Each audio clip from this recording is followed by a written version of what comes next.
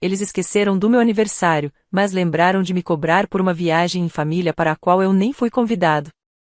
$3.100, essa era a minha parte com hospedagem e passagens. Enviei de volta apenas $1, e a transferência foi parar na conta errada. Então congelei todos os cartões vinculados, bloqueei todas as transferências e enviei um e-mail para o suporte ao cliente. A reclamação deles não deu em nada. A resposta da plataforma foi clara: o titular principal da conta autorizou o bloqueio. Eu sorri e fiz logout. Eles não esqueceram de me enviar uma cobrança de $3.100 por umas férias nas quais eu não estive presente. Mas esqueceram completamente o meu aniversário de 40 anos, como se ele nunca tivesse existido. Nenhuma mensagem, nenhuma ligação, nem sequer um feliz aniversário preguiçoso no grupo da família. 40 anos. Nada. 4 décadas eu valia menos que um e-mail genérico com uma planilha em anexo. Chegou na minha caixa de entrada numa manhã de segunda-feira. Assunto: custo final da viagem para Cancún.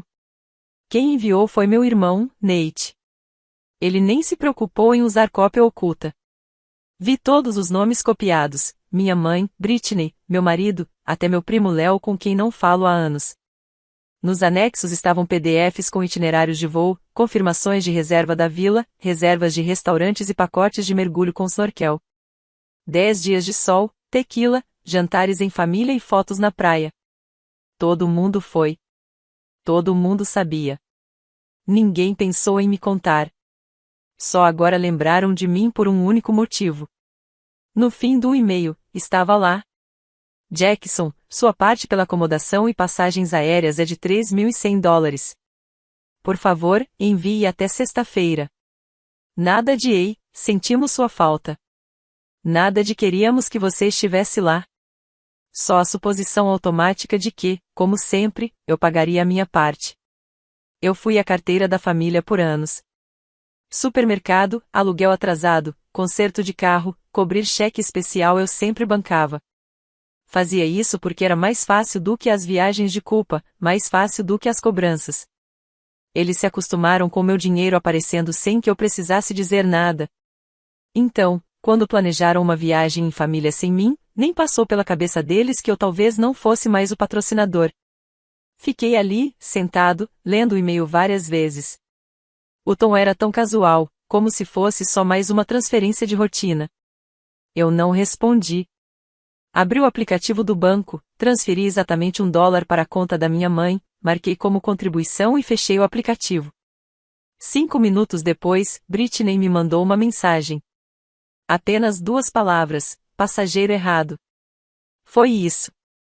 Naquele instante, percebi que algo havia mudado para sempre. Não foi erro. Não foi esquecimento. Eu não fui ignorado, fui excluído de propósito. Mas, mesmo assim, ainda queriam o meu dinheiro. Abri todas as contas compartilhadas. Congelei todos os cartões vinculados aos nomes deles. Nada de mais entregas de supermercado na casa da mãe. Nada de pagamento automático do seguro do carro do Nate. Os tablets dos filhos da Britney foram desconectados. Até a assinatura do Hulu da família eu cancelei. Entrei na conta principal e limpei todos os dispositivos vinculados. Depois, enviei um e-mail para o suporte do banco. Por favor, revoguem todo acesso compartilhado e congelem todos os cartões conectados. Eu sou o titular principal da conta. Menos de 1 hora depois, recebi a confirmação. Tudo concluído. Acesso revogado. Cartões desativados. As ligações começaram por volta do horário do almoço. Primeiro minha mãe, depois o Nate, depois a Britney. Depois de novo. E de novo. Eu não atendi. Deixei acumular. Uma após a outra. Vários recados de voz também. Não ouvi nenhum. Fiquei sentado, só observando os números subirem. O celular vibrando como um brinquedo com defeito. E eu sorri pela primeira vez naquela semana. Eles esqueceram do meu aniversário, mas lembraram do dinheiro. Vamos ver como se saem sem nenhum dos dois. O silêncio era mais alto que o barulho habitual. Nada de pedidos no grupo da família. Nada de Britney reclamando do preço do leite orgânico. Nada do Nate perguntando se podia ficar comigo até sexta. Só silêncio. No quarto dia, a ausência da dependência começou a parecer ar puro. Pela primeira vez, meu telefone ficou quieto. Sem vibrar com alguma emergência que, no fim, sempre acabava com meu número de conta bancária. Britney foi a primeira a quebrar a pose. Não ligou. Mandou uma daquelas mensagens de voz longas e dramáticas. Eu não escutei. Só observei a ondinha de áudio se movendo enquanto apagava. 10 minutos depois, outra mensagem. A gente achou que você não quisesse ir. Foi tudo em cima da hora. Pensamos que você estivesse ocupado. Você está sempre trabalhando. Nenhum pedido de desculpas, só justificativas disfarçadas de empatia. Depois veio. Era só uma viagem. Essa me fez rir. 10 dias em Cancún. 2 vilas na beira da praia. Jantares com buffet, passeio de barco particular. E, de alguma forma, eu não valia uma simples mensagem de texto. Não valia nenhum lembrete. Mas esperavam que eu pagasse de novo. Eu não respondi. Também não bloqueei ninguém. Queria que eles sentissem cada fatura ignorada. O silêncio fazia parte da resposta. Alguns dias se passaram até o Nate tentar. Sem rodeios. Ele mandou uma captura de tela da suspensão da assinatura da academia. E só escreveu. Foi você? Eu não respondi. Eu não precisava. Mamãe ligou 6 vezes numa única tarde. Nenhum recado de voz. Só chamadas rápidas, impacientes, como se eu tivesse quebrado algo sagrado. Como se, de repente, o problema fosse eu. Como se eles não tivessem me deixado de fora por escolha própria. Como se tudo isso não fosse o resultado de anos me usando como um cartão de débito que nunca dizia não. Naquela noite, recebi uma notificação de entrega de compras. Mas não era para minha casa, era para a da mamãe. Ela tinha feito o pedido de sempre, usando o carrinho salvo na conta congelada. Foi recusado. A compra inteira foi cancelada no pagamento. 1 hora depois, ela apareceu na minha porta. Eu a observei pelo olho mágico. Ela parecia perdida, como se não conseguisse entender que o cartão milagroso parou de funcionar, que a tábua de salvação tinha sido cortada. Tocou a campainha 2 vezes e ficou parada ali com uma daquelas sacolas reutilizáveis de compras, como se fosse a vítima. Eu não respondi. Depois de 10 minutos, ela foi embora. Nenhuma mensagem, nenhum bilhete. Só silêncio, de novo. Naquela noite, mudei todas as senhas. Plataformas de streaming, contas compartilhadas, portais de seguro, até o calendário da família que todos usávamos, apaguei tudo. Renomeei todos os perfis da Netflix. Um deles dizia: você esqueceu meu aniversário. Outro: passageiro errado. Renomeei só o meu perfil, os da família desapareceram. Não era drama. Era fim. Na quarta-feira, o Nate me mandou um e-mail. O assunto: precisamos conversar. Não abri. Arquivei como spam. Reservei um fim de semana de 3 dias. Passagem em primeira classe. Nenhum outro nome na reserva. Quarto com vista pro mar, em Miami. Tudo pago adiantado. Spa incluso. Antes eu achava que viajar sozinho era triste. Agora vejo que o triste mesmo é gastar milhares para que sua família crie memórias sem você e depois ainda te envie a conta. Deixe que sintam a diferença. Deixe que lutem. Isso não era só um momento de paz. Era o fim do acordo. Eu não era mais a rede de segurança deles. Eles me deram como certo. Agora aprenderam quanto isso realmente custa. A culpa não durou muito. Quando perceberam que eu não ia voltar em silêncio pro papel de caixa eletrônico ambulante, o tom mudou. Na manhã de quinta, o grupo da família reviveu. Nate surtou primeiro. Você realmente está fazendo tudo isso só por causa de uma viagem? Cresce. Não sinto muito por termos esquecido seu aniversário. E não tínhamos que te contar da viagem. Direto pra culpa. O Nate clássico, sempre pulando a parte da responsabilidade. 10 minutos depois, Britney. Você tá agindo como uma criança. Essa família sempre cuidou uns dos outros. Você tá quebrando isso. Eu não respondi. Não precisava. Ficaram uma semana em silêncio, tentando bancar os inocentes. Mas agora que as compras não estavam chegando, que o Lu tinha sumido, que as contas pararam de ser magicamente pagas, começaram a ficar ousados. Aí veio a mensagem da mãe. Estou chocada que você deixou sua própria mãe ficar sem medicação. Pronto. A cartada final do manual, virar a culpa contra mim. Como se eu tivesse mudado. Como se não tivessem me excluído de uma viagem em família e depois agido como se nada fosse. Como se eu não tivesse passado anos apagando incêndios sem alarde, pagando contas sem ouvir sequer um obrigado. O que eles não sabiam é que eu já tinha acessado o portal do plano de saúde e removido minha mãe do meu convênio. Ela estava lá desde a minha promoção. Nunca pagou um centavo por receitas, exames, nada. Eu resolvia tudo, calado. Foram 2 cliques para encerrar isso. Não senti nada. Nenhuma culpa. Nenhuma dúvida. Então Britney mandou uma mensagem de voz. Eu não abri, mas li o trecho da pré-visualização. Com você, tudo é sempre sobre dinheiro. E foi isso que me fez responder. Uma mensagem. Só uma vez. Vocês todos se esqueceram do meu aniversário de 40 anos. Nenhuma mensagem, nenhuma ligação. Nada.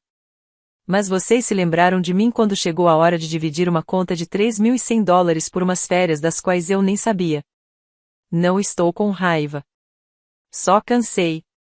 Encontrem outra pessoa para bancar a vida de vocês. Saí do grupo de mensagens. Sem drama. Só saí. 1 hora depois, a recepcionista me chamou na frente. Britney estava no saguão. Não marcou hora, não mandou mensagem. Só apareceu. Disse que precisava falar comigo. Pedi para a recepção avisar que eu não estava no prédio.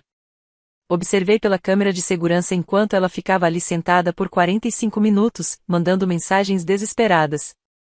Depois foi embora, quase arrebentando a porta. Quando cheguei em casa, meu e-mail estava lotado.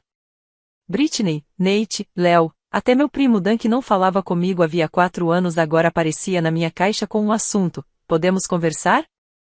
O do Léo foi o pior. Cara, a mãe tá surtando. Os remédios dela não chegaram. Você cortou o plano dela? Sério? Arquivei todas. Em seguida, voltei para as contas compartilhadas que ainda não tinha revisado.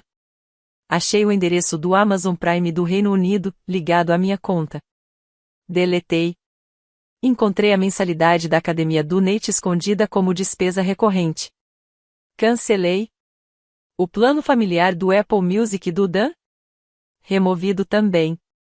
Eles achavam que era por causa do aniversário.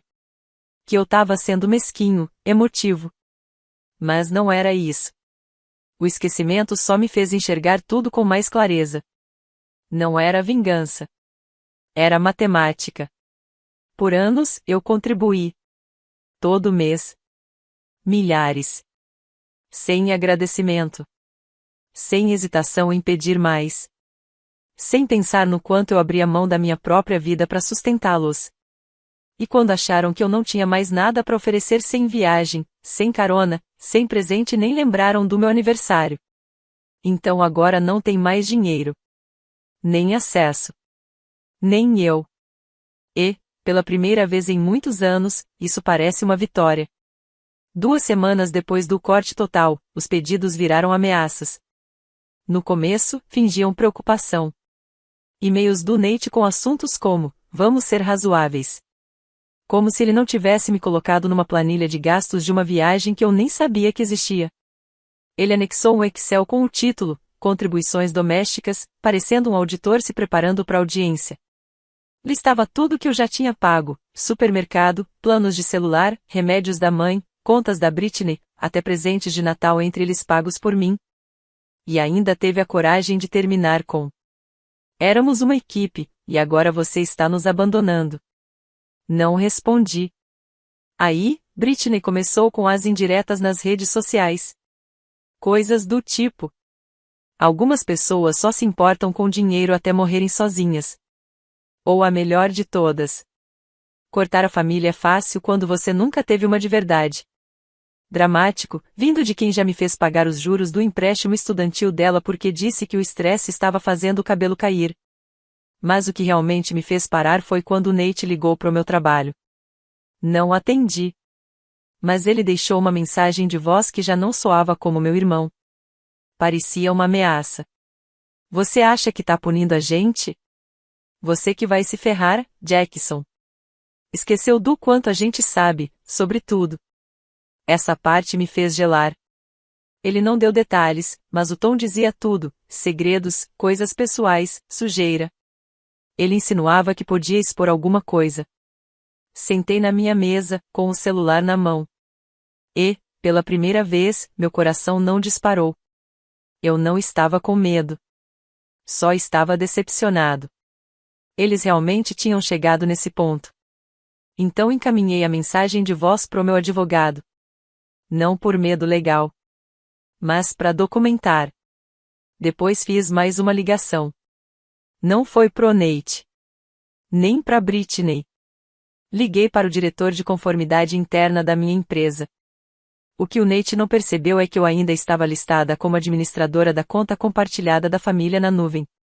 Aquela mesma que eles usavam para armazenar tudo: declarações de seguro, documentos escaneados, até a tentativa da Britney de pedir auxílio emergencial em nome da mamãe durante a pandemia. Baixei tudo, organizei o que era importante, apaguei o resto. Não falei nada para ninguém. Mas no dia seguinte, o Nate recebeu uma ligação do banco. Um dos trabalhos paralelos dele, uma consultoria que ele tentava passar por legítima, foi sinalizado por atividade suspeita ligada a uma antiga conta conjunta. Aquela mesma que ele me implorou para coassinar, anos atrás, para ajudá-lo a construir crédito. Ele me ligou, desesperado. Não atendi. Mandou uma mensagem: "O que você fez?" Respondi com um print da mensagem de voz que ele tinha deixado. Só isso. Nunca mais recebi ameaças. Depois disso, silêncio total. 2 dias depois, foi a vez da Britney tentar o teatrinho dela. Mandou uma mensagem para uma amiga nossa da época da faculdade, inventando uma história vaga sobre eu estar mal, preocupada com meu estado mental. Acho que ela achou que a amiga não me responderia. Mas respondeu. Naquela mesma noite, enviei uma mensagem direta para Britney: "Liga pro seu senhorio."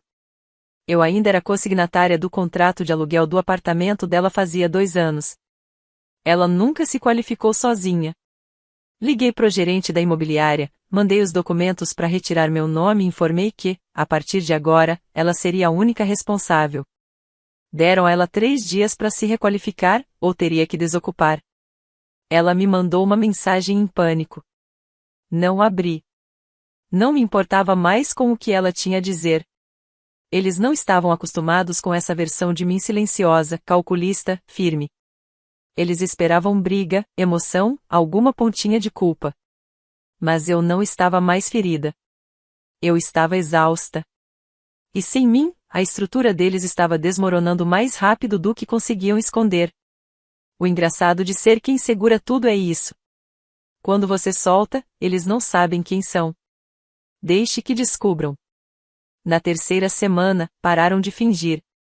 As máscaras caíram uma a uma. Era como assistir a uma casa mal construída finalmente perceber que não tinha fundação. Nate foi o primeiro a quebrar. E eu não precisei mover um dedo. Aquela conta conjunta mesma que ele me implorou para assinar como fiadora foi sinalizada pelo setor de conformidade do empregador dele. Acontece que usar a conta para passar faturas de consultoria paralela parecia lavagem de dinheiro. Principalmente quando o nome ainda vinculado à conta era o meu. Mas não estava mais. Eu já tinha retirado meu nome há dias. O que o Nate também não sabia era que eu tinha enviado aquela mesma mensagem de voz onde ele insinuava saber de coisas para o canal de ética do RH da empresa. Na sexta-feira, ele perdeu o cartão corporativo. Depois veio a Britney. O contrato de aluguel dela estava para renovar, e sem mim como fiadora, o valor subiu com os novos termos. Quando a imobiliária pediu comprovante de renda atualizado, ela não conseguiu nem metade. Tentou enrolar: "Meu fiador está viajando." Não colou. 10 dias para desocupar ou conseguir outro fiador. Na segunda-feira, recebi uma mensagem de voz. Britney falou com os dentes cerrados. Espero que você saiba que a mamãe tá doente por sua causa. Você tá virando as costas para sua própria família. Isso é doentio. Nenhuma menção ao meu aniversário. Nenhuma menção às férias. Nenhuma menção ao fato de que 2 meses atrás fui eu quem pagou a conta do veterinário quando o cachorro dela engoliu um carregador. Só indignação. Porque a tábua de salvação dela desapareceu. Mamãe tentou outro caminho. Um mais calmo. Mandava mensagens todos os dias agora, religiosamente. Eu sei que você ainda tá magoada. Vamos conversar. Precisamos resolver isso. Você já fez seu ponto. Podemos seguir em frente? Então, alguns dias depois, chegou uma carta. Escrita à mão. De verdade. Um raro momento de esforço ou pelo menos, a aparência de um. Estava disfarçada de pedido de desculpas, mas não era. Ela chamou tudo o que aconteceu de mal-entendido. Disse que eu me isolei, que a vida é curta demais para guardar mágoa e que eu precisava voltar para casa. O problema estava no final da carta. Isso não é mais só sobre nós. Sem o seu apoio, as coisas estão desmoronando. Precisamos de você. Sempre precisamos. Fiquei encarando essa última frase por um bom tempo. Não porque tenha me ferido, mas porque era tão sincera e ela nem percebeu. Ela não estava me pedindo para voltar por amor. Estava pedindo porque o sistema que eles montaram entrou em colapso quando eu saí. Então, respondi. Enviei a carta de volta no envelope novo, sem remetente. Incluí um bilhete. Você precisava de mim? Eu precisava de uma família. Parece que os dois ficaram sem. 2 dias depois, eles apareceram na minha porta. Os 3, Nate, Britney e minha mãe. No meio do dia, como se fosse uma espécie de intervenção. Britney parecia não ter dormido. Nate com aquela cara falsa de quem quer parecer calmo, mas não sabe o que dizer. E minha mãe segurava uma sacolinha de presente provavelmente com um cartão cheio de culpa e uns biscoitos velhos. Tocaram a campainha uma vez. Depois outra. Eu não me movi. Tentaram o interfone. Esperaram. Tentaram de novo. Fiquei atrás das persianas, observando os 3 discutirem entre si. Britney gesticulava, Nate andava de um lado pro outro, minha mãe em silêncio. Depois de 15 minutos, foram embora. Continuei parada ali, mesmo depois que sumiram da vista, só sentindo como era ver as pessoas que um dia controlaram a minha paz irem embora de mãos vazias. Foi nesse momento que percebi algo com clareza. Eles não me amam. Eles amam ter acesso a mim. E agora que esse acesso foi cortado, eles não sabem quem ser. Mas isso, não é mais problema meu. Cerca de um mês depois de tudo começar, as visitas pararam. As mensagens de texto diminuíram até quase sumirem. Nada de mensagens de voz repentinas. Nada de Britney aparecendo no meu trabalho ou minha mãe do lado de fora do prédio. Era como se, sem dizer nada, eles tivessem decidido recuar. Mas não porque entenderam. Eles estavam se reagrupando. E eu sabia que o silêncio não duraria. Numa terça-feira tranquila, recebi uma mensagem da Britney. Apenas uma foto. Era minha mãe no sofá, enrolada num cobertor, segurando um envelope. A legenda. Ela ainda verifica a caixa de correio esperando o seu cartão de aniversário. Era pra doer. Era pra eu me sentir culpada, como se estivesse arrependida de algo que não causei. Olhei pra mensagem e arquivei sem responder. Na sexta-feira seguinte, recebi um e-mail do Nate. Frio. As compras têm sido um desafio real para nossa mãe. Ela está comendo uma vez por dia. A gente está tentando, mas isso não é sustentável. Pense no que você está fazendo. E eu pensei. Pensei em todos os anos em que eu mantive a geladeira cheia, as contas pagas, as luzes acesas não só nas casas deles, mas nas vidas deles. Sempre em silêncio. Sem pedir nada. Nem mesmo um obrigado. E quando eu precisei, só uma vez, o que recebi foi silêncio. Então, lembrei que ainda tinha guardado o cartão de aniversário. Aquele número 40 com detalhe dourado, que minha mãe deixou sob minha porta, meses atrás. Escrevi dentro: Feliz aniversário pra mim. Você esqueceu. Eu, não. Mandei entregar. Não pelo correio comum. Por entrega registrada, com assinatura obrigatória. Às 7 horas da manhã de um domingo, o envelope foi deixado na porta do apartamento deles. Esperei. 9h14 Britney ligou. Não atendi. 9h16 Nate. 9h22 correio de voz da minha mãe. Não escutei. Apaguei todos. Um por um. Na segunda-feira, o jogo mudou de novo. Eles não ameaçaram. Eles não imploraram. Começaram a aparecer nos lugares que eu costumava frequentar minha academia, o pequeno café italiano que eu gostava. Britney até entrou num grupo de networking do qual eu fazia parte no LinkedIn. Como se isso pudesse forçar uma aproximação. Não forçou. Então, tentaram a cartada final, o perdão ou pelo menos a versão deles disso. Nate escreveu: Todos nós cometemos erros. O que importa é que fiquemos juntos de novo.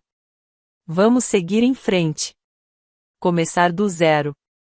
Você pertence a nós. Minha mãe mandou uma foto da família de 2 anos atrás. Todos sentados numa mesa de piquenique, sorrindo. Eu lembrava daquele dia. Eu paguei tudo. Inclusive o Uber que a Britney pegou porque se recusou a dirigir.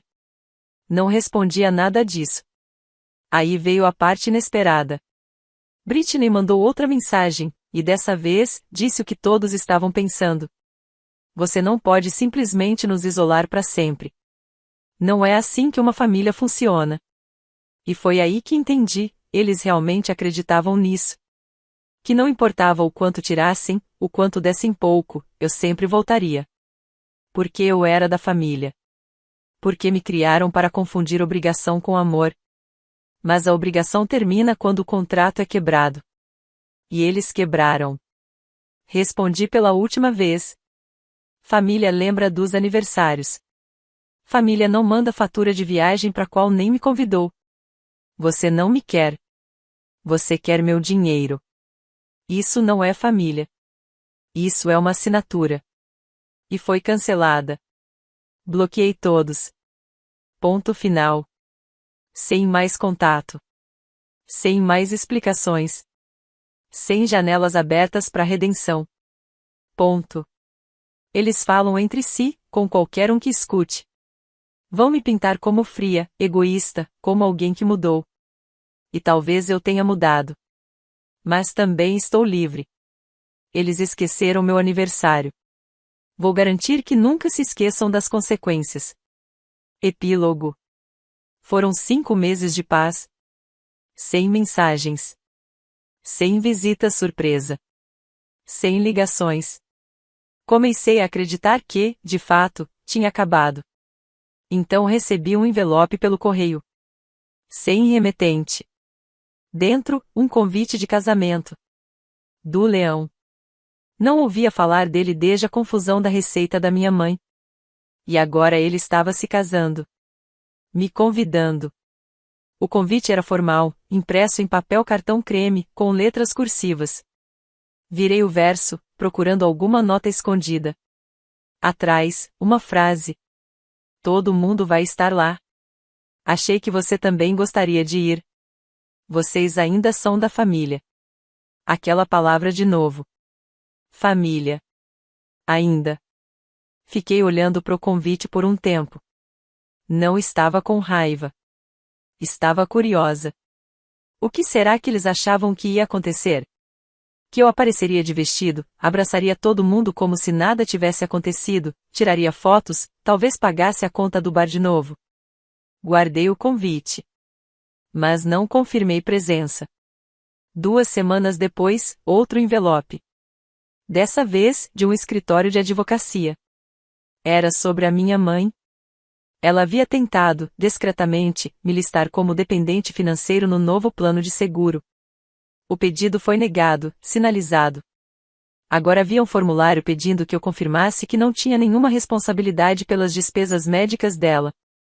Ela estava tentando se conectar comigo, no papel. Assinei. Não responsável.